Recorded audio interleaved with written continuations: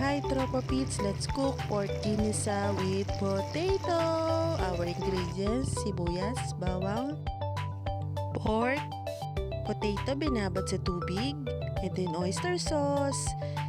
First, igisa ang sibuyas and then ilagay ang bawang until golden brown. Ilagay ang pork, gisa-gisahin. At kapag luto-luto na konti, lagyan ng tubig para mas lumambot. Then, lagyan ng paminta. Next, syempre seasoning, pampalasa. Oyster sauce, and then halu-haluin natin. At nilagyan ko rin ng konting asukal, pampabalanse ng lasa.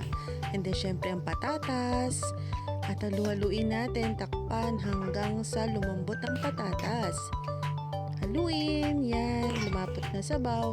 And then yan, pwede na. Thank you for watching!